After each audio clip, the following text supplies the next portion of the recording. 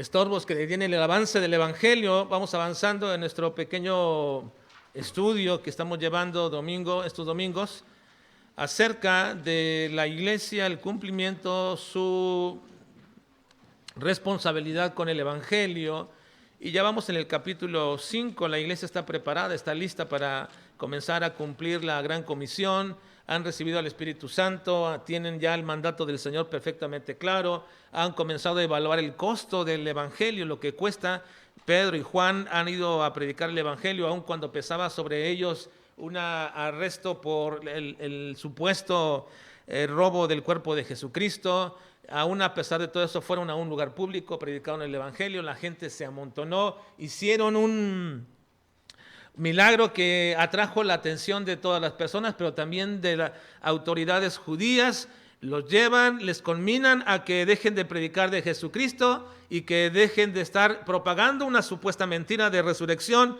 Y a pesar de todo eso, la iglesia comenzó a crecer, y en este periodo de tiempo pasaron de 70 personas a 3,000, y después de 3,000 a 5,000, y después llegamos a un punto que era la multitud tan grande que no se podía ya contar. Ahora, la semana pasada establecimos que el inicio de la iglesia, debido a que la oposición estaba llevándose a cabo en su tarea de evangelizar y proclamar a Cristo, no estaba funcionando tal oposición, porque mientras más se oponían, más la iglesia crecía. Así que entonces Satanás hace su aparición, Satanás o el diablo, para detener el avance de la iglesia.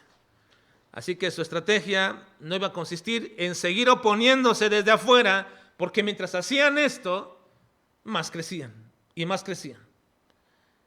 Pero ahora su estrategia era en desalentar a la iglesia y pararla a través de asuntos surgidos de dentro de la iglesia. La semana pasada establecimos que el diablo es real, que su acción maléfica es real y que su trabajo no es tanto allá afuera con el mundo. Su trabajo, a ellos los mantiene cautivos y ellos ya están por naturaleza cautivos, pero su trabajo es dentro y con el propósito de detener a la iglesia. Así que tenemos que reconocer que toda la adversidad y ataque extremo, aun cuando tenían temor y miedo a los discípulos, esos ataques externos que venían en cuanto a la persecución, en cuanto a los azotes, en cuanto al ser desechados de las sinagogas, en cuanto a la gente se separara de ellos, eso que comenzaba a iniciarse o que comenzaba a cernirse en ese momento en la vida de la iglesia como una oposición grande que aún era tolerable en cierta manera, en cierta forma, pero que ya comenzaban a sentir o a resentir un poco esa persecución al inicio de la iglesia, no estaba deteniendo a la iglesia. Seguían creciendo. Pero por cierto, hermanos, eso no quiere decir que la iglesia estaba gustosa y que le daba mucho ánimo el tener que enfrentarse a la persecución. No quiere decir que mucha gente prefería sufrir en las adversidades. No, por supuesto que no. Y aunque en este momento de la historia, como lo hemos mencionado hasta ahora, nos encontramos en el libro de los Hechos que la persecución y la muerte de los primeros cristianos aún no se daba total y completamente ni abiertamente, pero ya estaba en ciernes esa situación y comenzaría una matanza y una persecución terrible y cruenta en contra de los discípulos y de los cristianos primeros. Pero hasta este momento, no es que a la iglesia le gustaba sufrir o ser perseguida. No. Estoy seguro que la iglesia, como a todos nosotros, preferiríamos no morir por la causa de Cristo, sino vivir por la causa de Cristo. ¿Usted qué preferiría? ¿Morir por la causa de Cristo o vivir como Cristo demanda? Estoy seguro que usted diría, pues prefiero con toda la adversidad a vivir como Cristo demanda a tener que morir por la causa de Cristo. De manera, hermanos, que la estrategia del diablo fue entonces levantar una situación para paralizar y desanimar a la iglesia en su deseo vehemente de predicar el Evangelio a Cristo donde quiera que ellos andaban. El problema se suscitó con un matrimonio dentro de la iglesia. Así que vamos a volver a releer un poquito la historia para luego hacer algunas precisiones a esta parte de la historia. Vayan por favor al capítulo 4. versículo 36. Versículo 4, versículo 36. Y vamos a continuar la lectura de la historia hasta el versículo 16 del capítulo 5. ¿Lo tienen? ¿Listos, hermanos? Vamos a hacer esta lectura de la parte de la historia, este pequeño párrafo de nuestra historia. Dice, ayúdenme, vamos a leerlo de manera alternada. Yo leo un versículo y ustedes den el siguiente. Entonces José, a quien los apóstoles pusieron por sobrenombre Bernabé, que traducido es hijo de consolación, levita, natural de Chipre,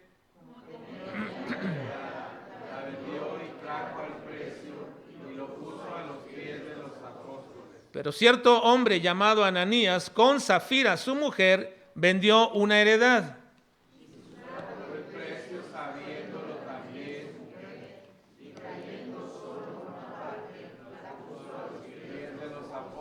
Y dijo Pedro, Ananías, ¿por qué llenó Satanás tu corazón para que mintieses al Espíritu Santo y sustrajeses del precio de la heredad?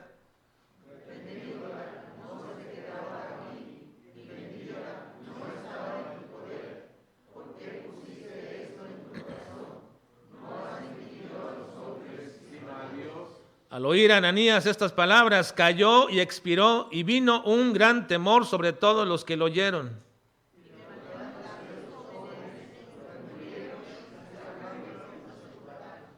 Pasado un lapso como de 3 horas, sucedió que entró su mujer, no sabiendo lo que había acontecido. Entonces Pedro le dijo, dime, ¿vendiste tanto heredad? Y ella dijo, sí, de tanto. Y Pedro le dijo, ¿por qué convinisteis en tentar al Espíritu del Señor? He aquí a la puerta a los pies de los que han sepultado a tu marido y te sacarán a ti.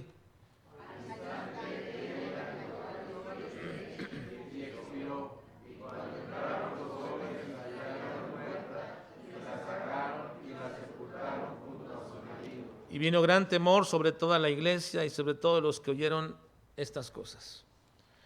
Bueno, la semana pasada comenzamos a hablar que el primer estorbo que encuentra la iglesia, que tiene que superar en este proceso histórico de inicio de la iglesia, es precisamente la obra satánica del orgullo y la vanagloria.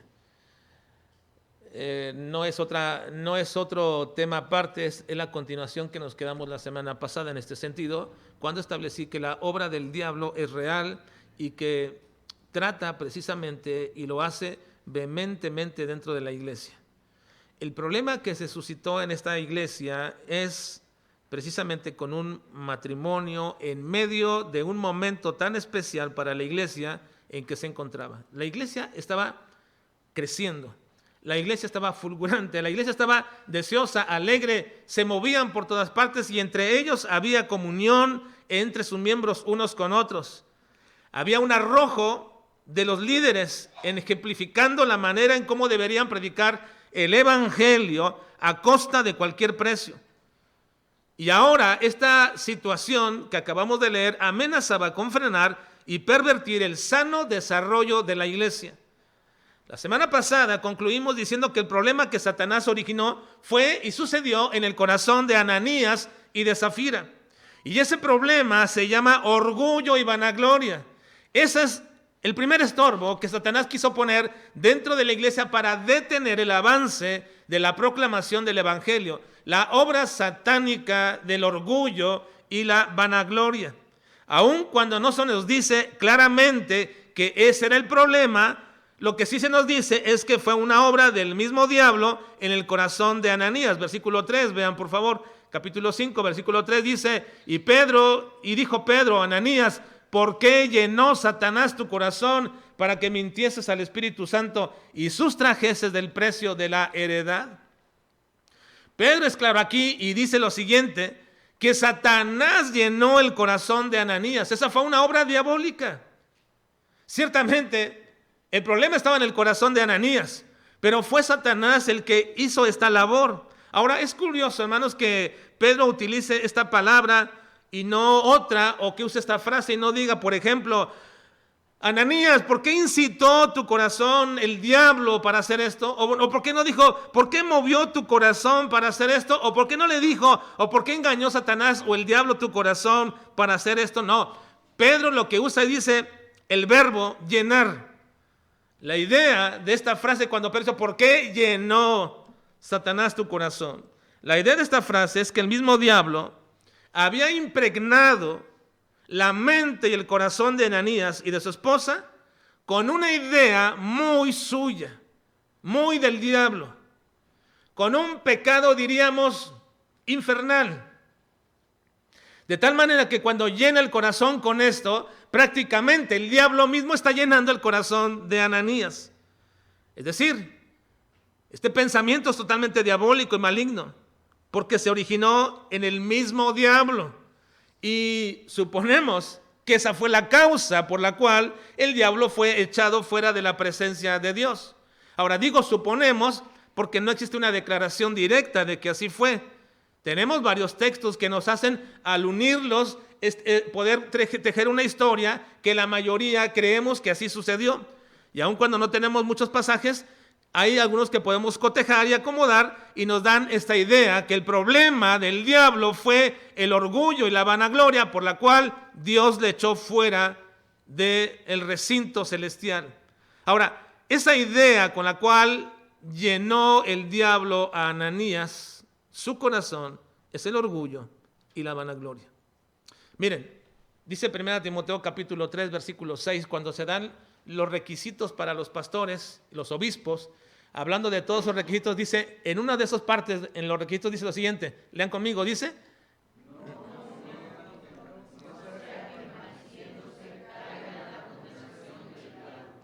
en los requisitos que se dan, dice que no debe ser un neófito, es decir, alguien que apenas comienza, no un nuevo, no alguien que apenas ha llegado a la vida cristiana y que inmediatamente ya se le da un encargo o se le comienza a preparar para ser un pastor o un líder de la iglesia. No, dice, no debe ser un neófito, no sea que envaneciéndose caiga en la condenación del diablo.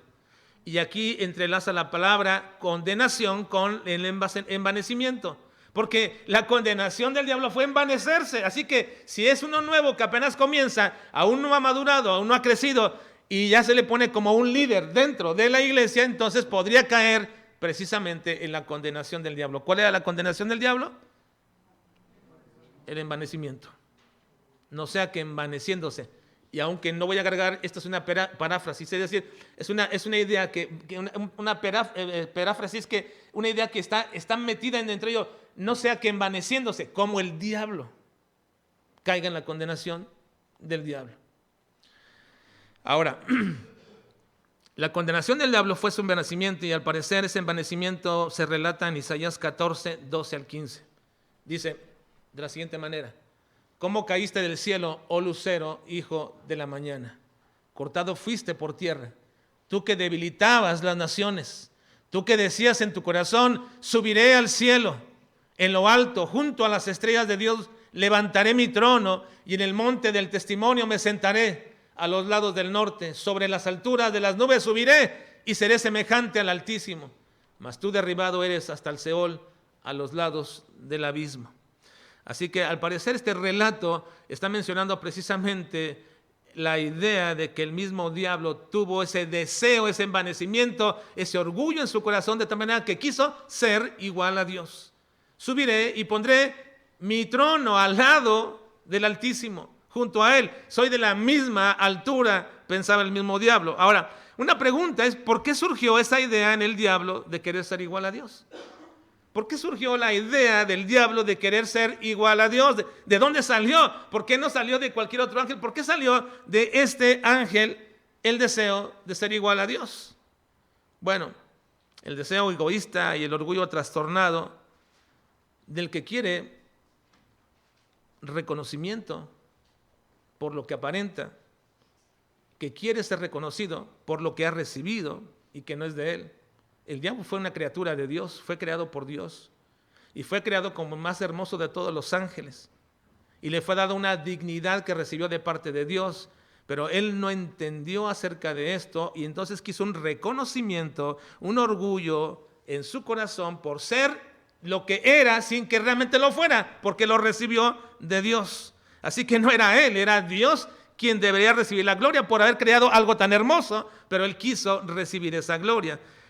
Y de tal manera que él no era el originador de sí mismo. Ezequiel 28, 14 al 16, 17 dice respecto a esto: tú, querubín grande, protector, yo te puse en el santo monte de Dios. Allí estuviste en medio de las piedras de fuego, te paseabas.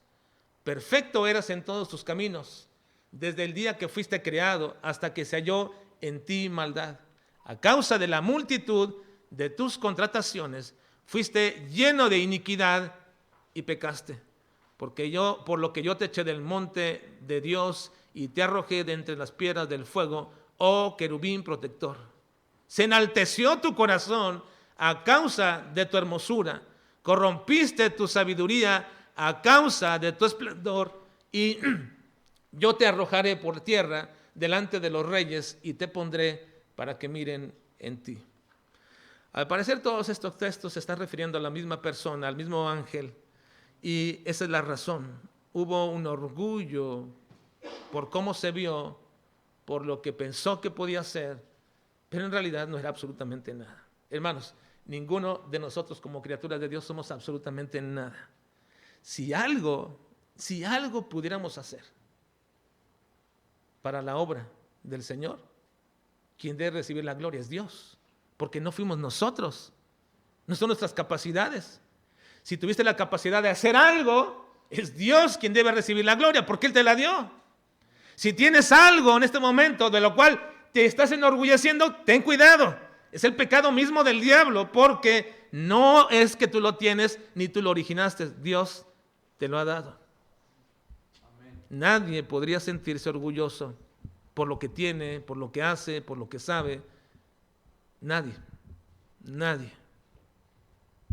Porque ese es un pecado directo y originado en el mismo diablo.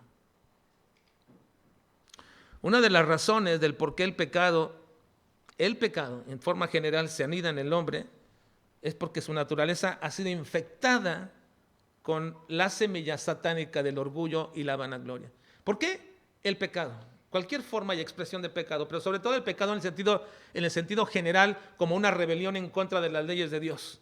¿Por qué se anida en el corazón del hombre? ¿Por qué es atractivo al hombre? Bueno, la razón es porque Satanás plantó una semilla satánica: el orgullo y la vanagloria, la jactancia, el enaltecimiento, el deseo de ser reconocidos, que se me dé un título, que se me dé un nombre o un pronombre o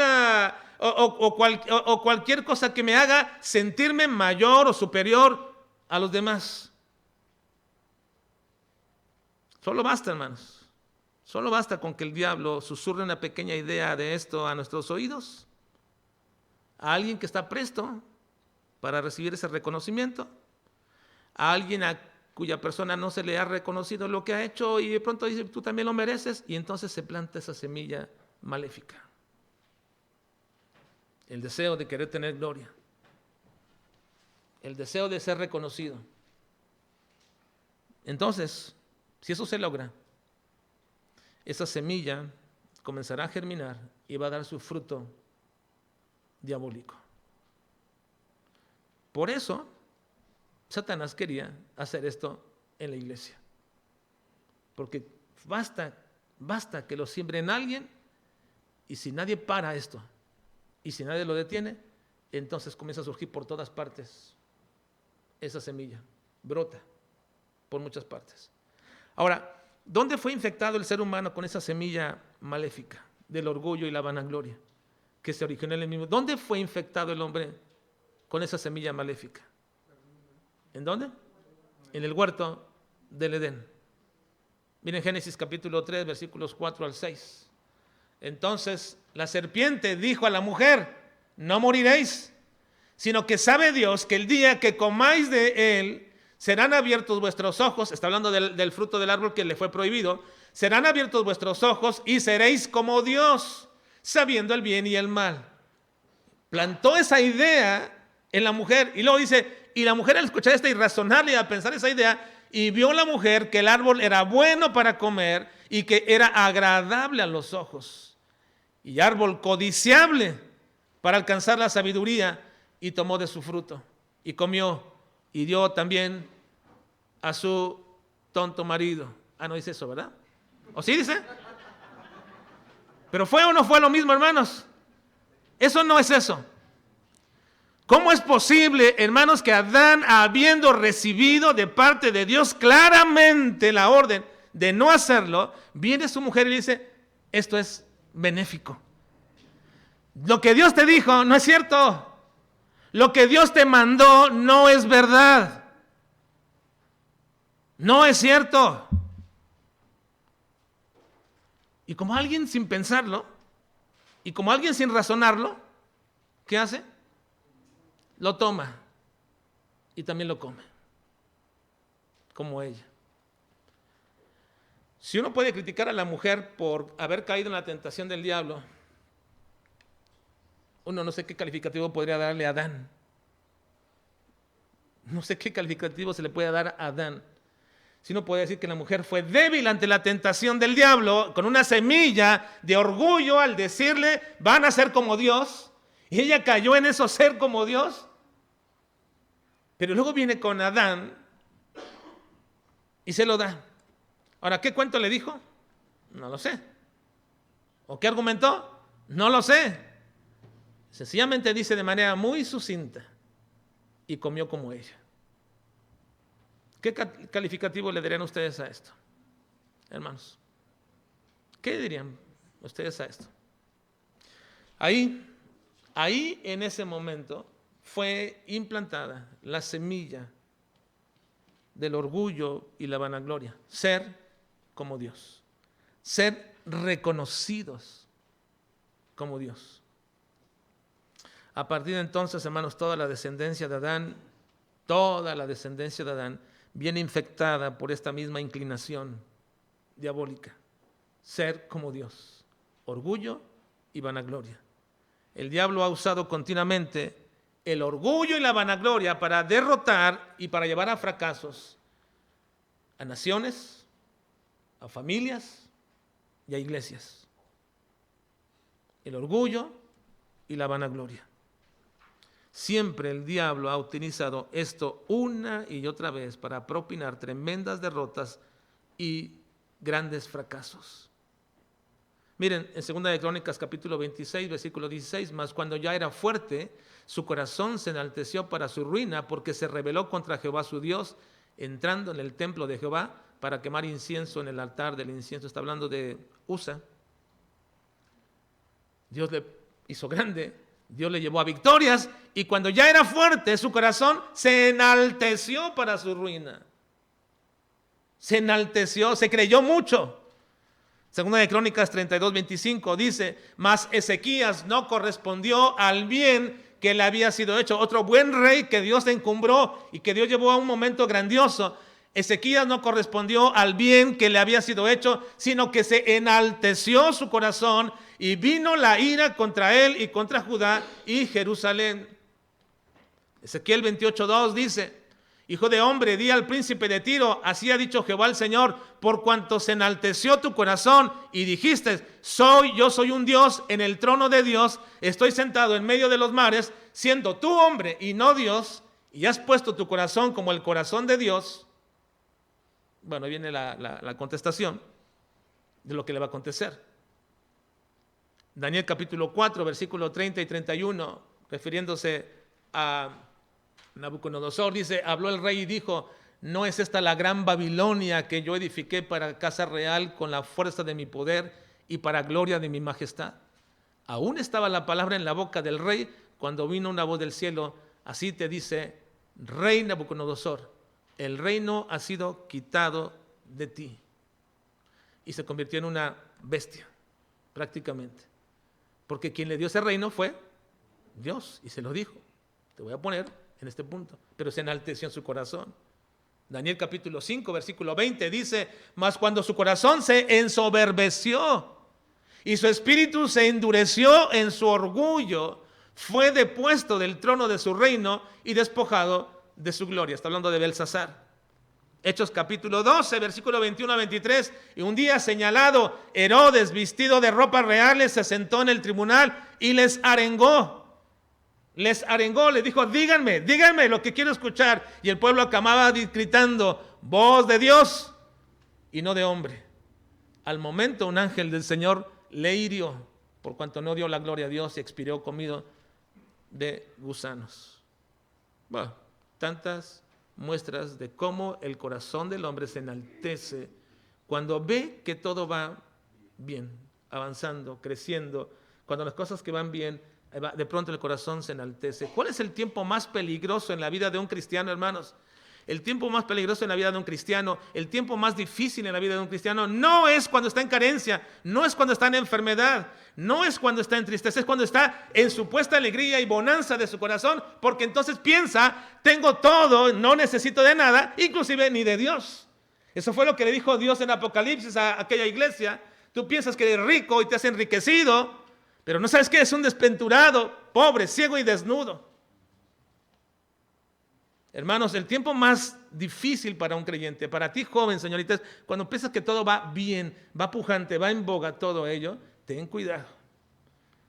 Porque esa semilla del diablo puesta en el corazón del hombre va a comenzar a germinar. Y te creerás que todo lo puedes, que tus padres no entienden nada, que tu líder de jóvenes, ¿qué sabe? Que el pastor ya está viejo. ¿Qué pueden enseñarte? Ten cuidado. Ten cuidado. Ahora lleguemos al ejemplo de nuestra historia.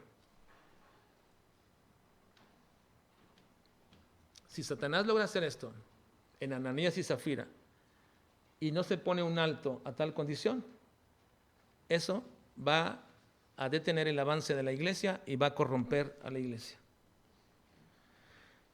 Vean, por favor, el siguiente versículo 34 y 37 del capítulo 4. Quiero que anoten lo siguiente, hermanos. 4, 34 y 37, al 37.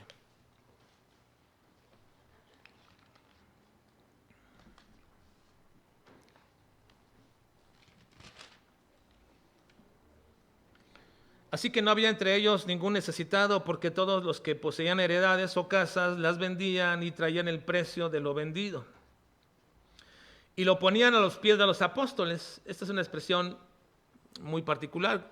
Lo ponían a los pies de los apóstoles, quiere decir que lo ponían a la disposición completa. Ya era para que ellos la administraran, ya no era de ellos, era de ellos. Y lo ponían a los pies de los apóstoles. Y se repartía a cada uno según su necesidad. Ahora, quiero que noten lo siguiente. ¿Por qué de manera tan especial, dentro de todos los que hacían esto, por qué se escoge aquí a Bernabé? Versículo 36. Entonces José, a quien los apóstoles pusieron por sobrenombre Bernabé, que traducido es hijo de consolación, levita natural de Chipre, como tenía una heredad, la vendió y trajo el precio y la puso a los pies de los apóstoles. Esta manera tan especial, hermanos, para dar y compartir que se suscitó dentro de la iglesia en estos primeros años, era en cierta manera, podemos decir, muy radical y extrema. Desprenderse, hermanos, de sus casas y de sus heredades no hubiera sido nada fácil, no lo sería en este momento, no lo sería. Pero no hubiera sido nada fácil ni en aquel tiempo ni ahora, si Dios no hubiera sido precisamente el que movía el hacerlo, si Él no era el que producía esto en el corazón de todos ellos.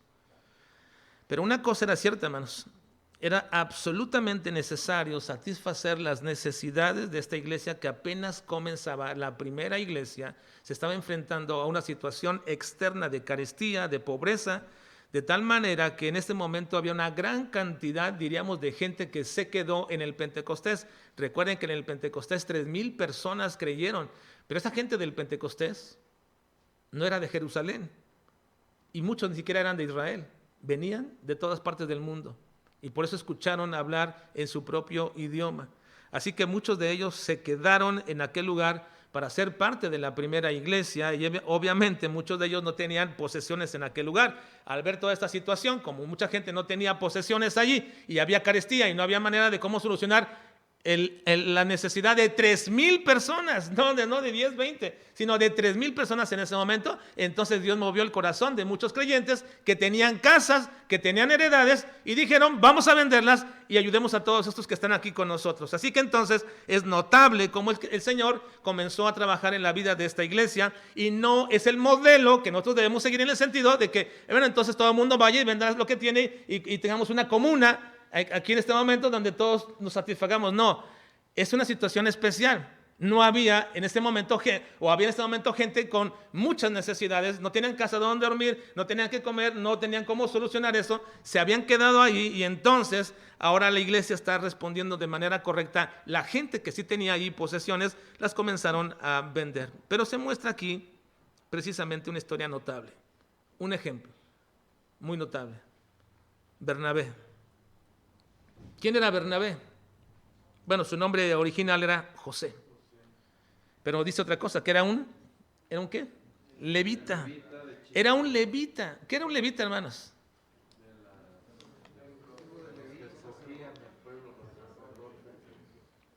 Era de la tribu sacerdotal. Y se supone que que todos los levitas vivían en Israel, porque ayudaban precisamente al culto levítico. Pero este levita había nacido en Chipre. Es decir, sus padres eran levitas originarios de Israel y se fueron a Chipre, no sabemos por qué, pero allá nació Bernabé. Así que al parecer la propiedad que tenía Bernabé estaba en Chipre. Y al ver la necesidad que tenían la gente, se fue a Chipre, vendió su propiedad y luego trajo el precio de la venta a los apóstoles para ayudar a solucionar el asunto que estaba aconteciendo dentro de la iglesia de Jerusalén. Esto debió de haber sido un gran impacto para la iglesia. Incluso los apóstoles, al parecer, ante este ejemplo, le comienzan a llamar de otra manera. Ya no José, sino que ahora le llaman Bernabé, hijo de consolación. Es decir, está haciendo una labor muy especial para que todos aquellos que están desposeídos, que no tienen una manera de solucionar el asunto, fue y vendió lo que tenía en aquel lugar y luego lo trajo para solucionar tal asunto. Era tal el carácter de Bernabé en su deseo de poder servir a Dios, que le llaman en este nombre Bernabé, por su generosidad. Así que ven que el énfasis de la narración de poner a Bernabé aquí cae en un contraste que se va a hacer entre Bernabé y entre Ananías y Zafira. Pero ¿cuál es ese contraste que cae o que se mantiene en esta historia? ¿Por qué se pone a Bernabé aquí y luego inmediatamente se pone a Ananías y Zafira? Miren, ¿cuál es la primera palabra que aparece en el versículo 1 del capítulo 5? La primera palabra. ¿Qué dice? ¿Qué dice? Pero. Viene la historia de Bernabé, de todo lo que hizo, y la conecta con la siguiente historia. ¿Cuál es la razón de conectar estas dos historias? Bueno, los dos tenían algo en común, vendieron sus propiedades. Pero significa que hay un contraste entre lo que hace Bernabé y lo que hace Ananías. La palabra pero es un conector, es una conjunción que llamamos adversativa, que significa que es lo contrario a lo que se viene diciendo. Así que entonces lo que hizo Bernabé, y luego se añade pero, la pura palabra pero ya significa que va a ser algo totalmente contrario. Pero ¿dónde está lo contrario aquí? Entre lo uno y lo otro. Los dos venden, los dos quieren traerlo a los apóstoles, los dos quieren suplir necesidades, los dos quieren hacer esta ayuda. ¿Qué es lo que se hace contrario? ¿Qué es lo aquello que hace el contraste de lo uno con lo otro? ¿Qué fue lo que hizo Ananías y Zafira? ¿Qué fue lo que hicieron? Bueno, trataron de imitar, hermanos, la acción de Bernabé. Esa es una de las razones para mencionar la historia de Bernabé. ¿Para qué se mencionaba a Bernabé? Simplemente se era puesto, todos traían y repartían, y un hombre llamado Ananías hizo esto. Pero se pone la acción de Bernabé para tratar de conectar y decir, hermanos, que lo que hicieron Ananías y Zafira fue tratar la acción de Bernabé.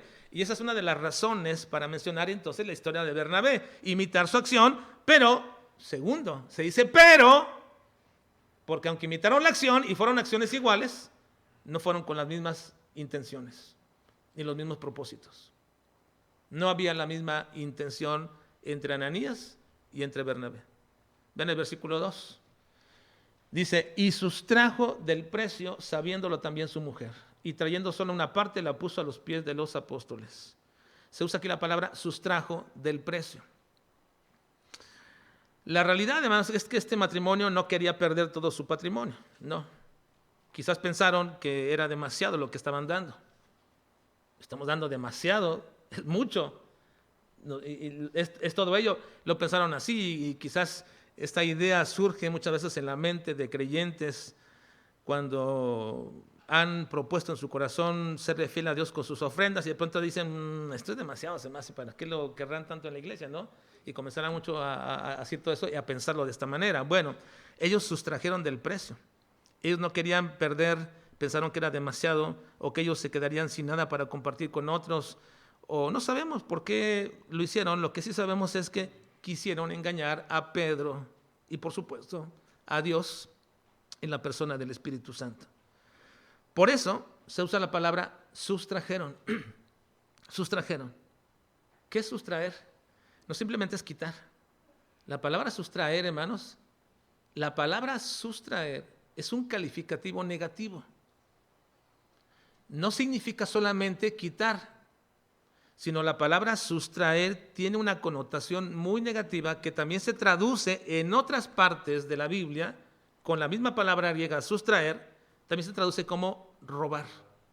Robar. Así que lo que hicieron ellos fue robar de lo que vendieron. Ahora, sigue todavía habiendo una pregunta en este punto. ¿Por qué habrían de robar si era propiedad de ellos? Si lo que ellos vendieron era de ellos. ¿Por qué Pedro usa la palabra sustraer o robar? Ven el versículo 3, por favor. Y dijo Pedro, Ananías, ¿por qué llenó Satanás tu corazón para que mintieses al Espíritu Santo y una vez más sustrajeses del precio de la heredad? Tradúzcalo, y robases del precio de la heredad. Es la misma palabra. La razón del por qué Pedro vuelve a usar la palabra robar o sustraer es porque ellos mintieron respecto al precio de la heredad en lo que le habían vendido. Así que diríamos que aun cuando no hayan dicho el precio verdadero, estaban mintiendo. Ahora, ¿pero por qué sigue siendo robar si es de su propiedad? Por ejemplo, si yo le digo al hermano Marco cuánto le costó su carro, y él no me quiere decir tan abiertamente porque le da pena decir que le costó $1,000,000, o no sé. Entonces me va a decir 100,000 pesos. Pero aun cuando me diga eso, ¿me está robando? ¿Está robándole a Dios? No, estás mintiendo, pero no está robando. No está robando, ¿verdad? ¿Por qué Pedro sigue calificándolo como robar? ¿Por qué? Vean el versículo 4. Reteniéndola, ¿no se te quedaba a ti? Y vendida, ¿no estaba en tu poder? A ver, en este momento que ellos traen la ofrenda a Pedro, ya no es de su propiedad. Ya la entregaron, ya la dieron, ya no es de su propiedad. Déjenme decirles algo respecto a esto, hermanos. Y lo pongo en el contexto que está aquí nada más.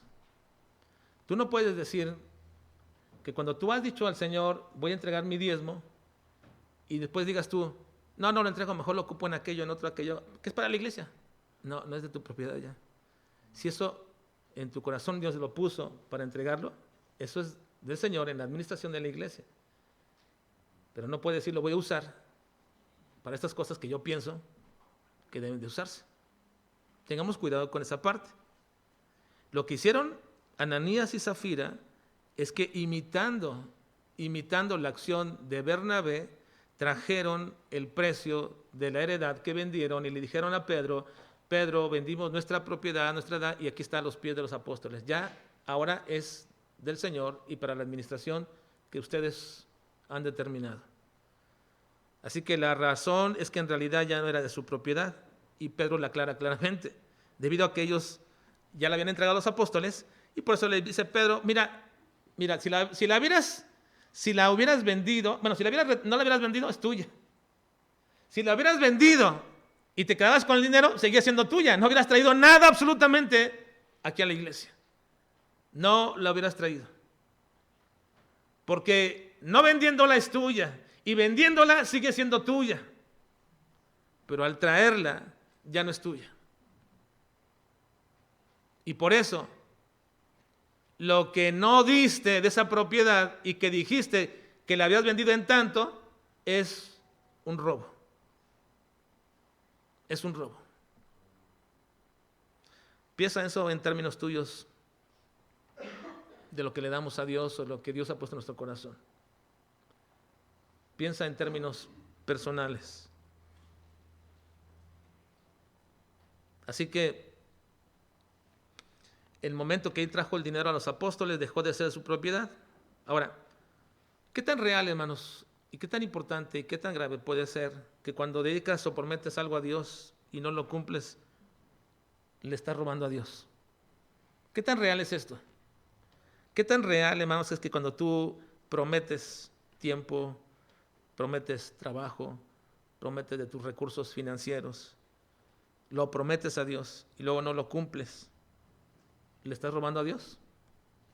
¿Le estás robando a Dios? Bueno, aquí está un ejemplo, y Salomón nos advierte sobre esto. Miren lo que dice Eclesiastés 5, 4 al 6. ¿Qué dice? Cuando a Dios haces promesa, no tardes en cumplirla, porque Él no se complace en los insensatos. Cumple lo que prometes. Mejor es que no prometas y no que prometas y no cumplas. No dejes que tu boca te haga pecar, ni digas delante del ángel que fue ignorancia, que no sabías bien lo que estabas diciendo. ¿Por qué harás que Dios se enoje a causa de tu voz y que destruya la obra de tus manos?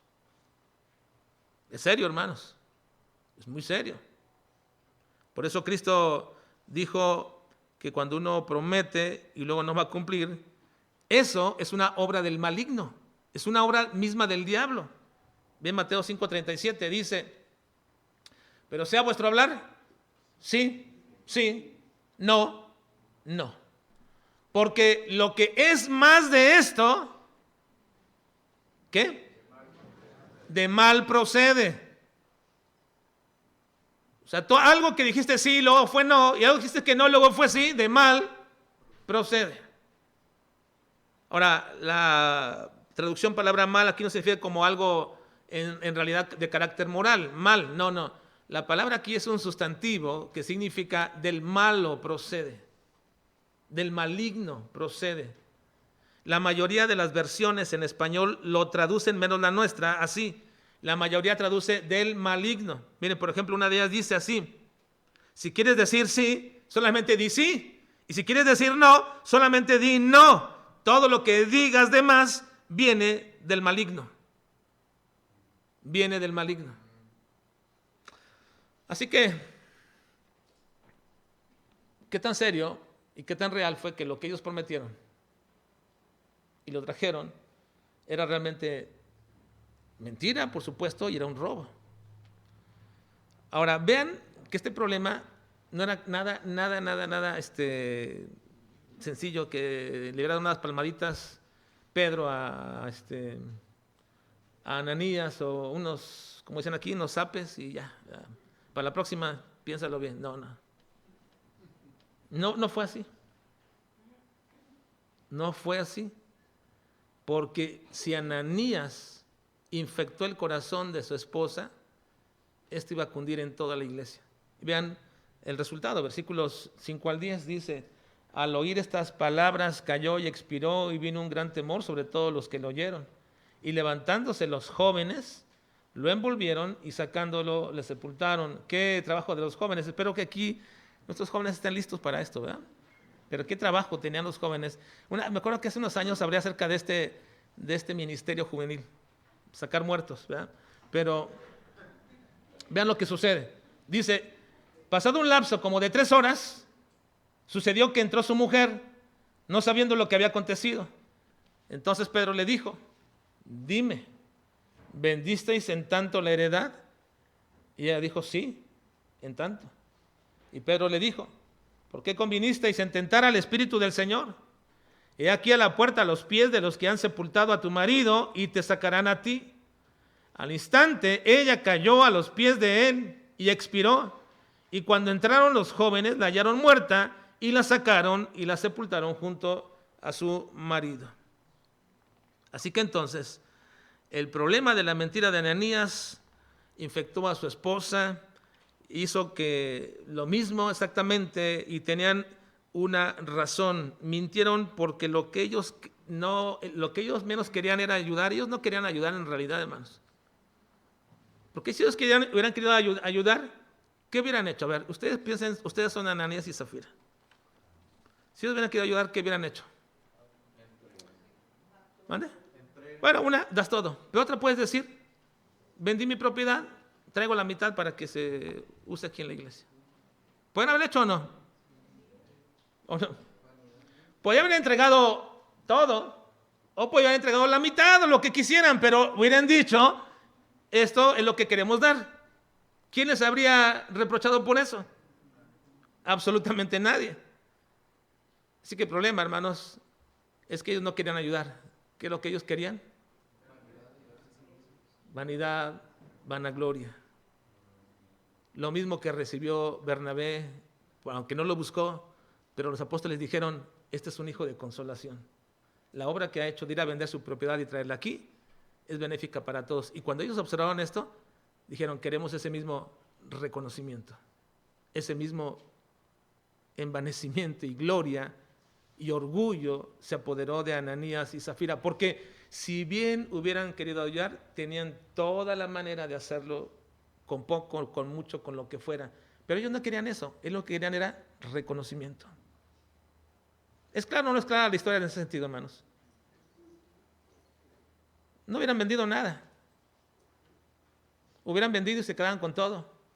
O hubieran vendido y entregaban la mitad y hubieran dicho: queremos ayudar con la mitad. Pero no, ellos dijeron: la vendimos en tanto y entregamos todo para que se use para la iglesia. Y cuando Ananías esperaba que Pedro lo reconociera, lo confronta. Lo confronta al declararle cuál es su pecado. Ahora, ellos buscaban reconocimiento entre los hermanos, deseaban ser felicitados, sentirse importantes entre ellos, pero no querían entregar todo. Cuando Pedro lo confrontó, Ananías debió haberse sentido pero aplastado y derrumbado, hermanos, como cuando alguien te descubre con las manos en la masa. ¿No? ¿Sí? ¿Ha pasado o no? ¿Ha sucedido o no? Tengo muchos ejemplos de esto, ¿verdad? Muchos ejemplos de todo esto, pero qué terrible se siente cuando una vez estaba hablando con cierto hermano, bueno, más bien, no hablando con él, me lo encontré en cierta parte y estaba fumando. Y de pronto cuando va que me acerque, baja y lo pone atrás. Y lo pone atrás y empieza a quemarse, ya tira y ya, lo tira, después se pone rojo porque se sintió descubierto. Ahora, por favor, piensen en Ananías y en Zafira. Viene con todo su corazón y su deseo aparente de querer entregar todo y ser reconocido, y que Pedro le diera ahí una felicitación y orara por él: qué bueno lo que hiciste, que el Señor te siga bendiciendo. Pero lo que le dice es: eres un ladrón. Qué golpe para Ananías, aplastado, derrumbado y golpeado tan fuertemente que lo que sucedió fue que murió instantáneamente. No sé si un ataque al corazón, no sé lo que haya pasado, pero ese momento en el que fue descubierto lo llevó inmediatamente a morir. Porque él esperaba seguramente alabanza por su obsequio y demostración de desprendimiento, pero en vez de eso fue expuesto y avergonzado como un ladrón. Pedro vio que Satanás estaba detrás de este intento de desestabilizar el corazón de la iglesia, de los creyentes, creando una especie de cristianismo superficial y vano y lleno de apariencia y de falsedad. ¡Qué terrible, hermanos! Cuando en la iglesia se llena uno de esa falsedad, de esa superficialidad, de esa apariencia que muchos queremos dar de pronto, o se quiere dar de que somos grandes creyentes, de que somos muy, muy buenos creyentes. Qué terrible es cuando eso se llena la iglesia. Debido, hermanos, a que el pecado busca siempre la alabanza pública, y que Ananías quería esto, una alabanza de su aparente generosidad, entonces fue determinado por Dios que su pecado fuera revelado y enjuiciado públicamente. Eso establece un parámetro en la disciplina eclesiástica, hermanos, que está acorde con el mandamiento del Señor en ese proceso, donde los pecados secretos, cuando son reconocidos, se tratan secretamente. Cuando los pecados privados son reconocidos y es arrepentido la persona, se tratan de manera privada. Pero cuando los pecados son públicos y no se reconocen, entonces públicamente deben ser expuestos. No es grato tal cosa en una iglesia. No lo es, hermanos. Es muy difícil. Pero si no se hace, se comienza, hermanos, a infectar la iglesia con aquello que Dios no desea, no quiere para su iglesia. Así que, hermanos, Pedro no acusó a Ananías de mentirle a él o a la iglesia, ni a los apóstoles. Pedro acusó a Ananías de mentirle al Espíritu Santo. Su pecado no fue necesariamente retener el dinero, sino implicar engañosamente que lo había dado todo, y por supuesto también pecó de avaricia al guardar el dinero. Pero su mayor pecado fue el orgullo y enaltecimiento que quería tener por una obra que no era real, no era verdadera. Y esto nos lleva, hermanos, a una práctica común hoy día en que muchos que dicen ser creyentes pueden dar la impresión de que son personas o creyentes muy exitosos en su vida espiritual, que leen su Biblia, que oran, cuando en verdad no lo hacen.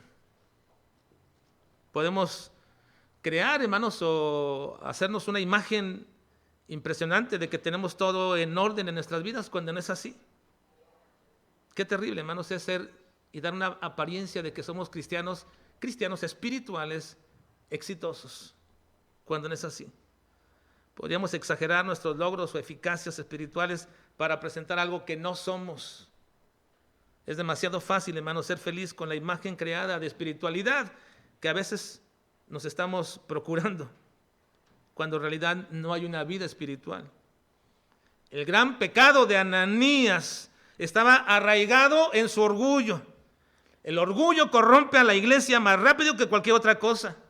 Crea una imagen falsa de espiritualidad y henchida de orgullo. Y algunos se preguntan si Dios no fue excesivamente duro con Ananías por causa de esto. Dios simplemente actuó en justicia. Y Ananías no podía ser parte de una atmósfera de pureza que estaba marcando a la iglesia en este momento.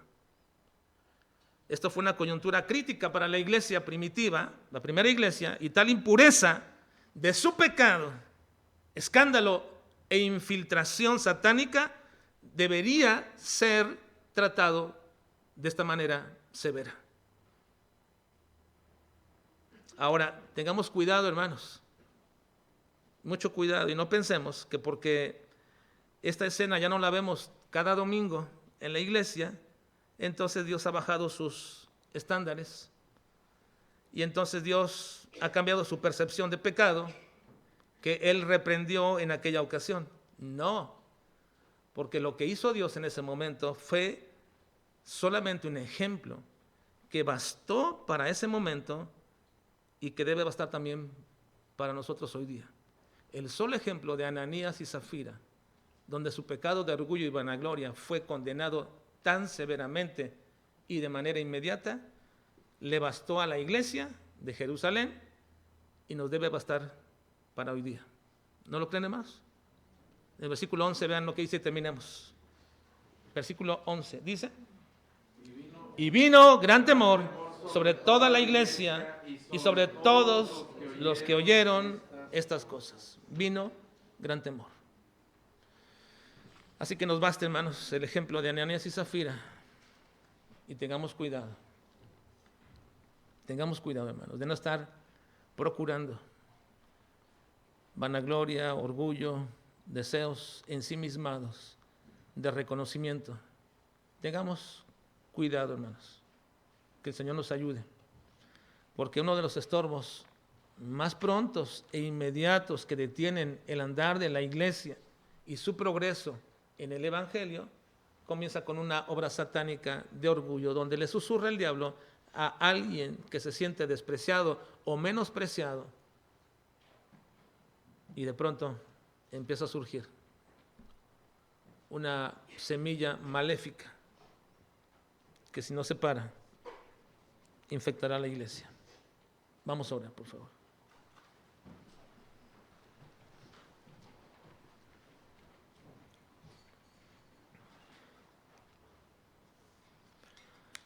Padre, te suplicamos en esta mañana que nos ayudes a cada uno de nosotros a reconocer nuestra propia condición.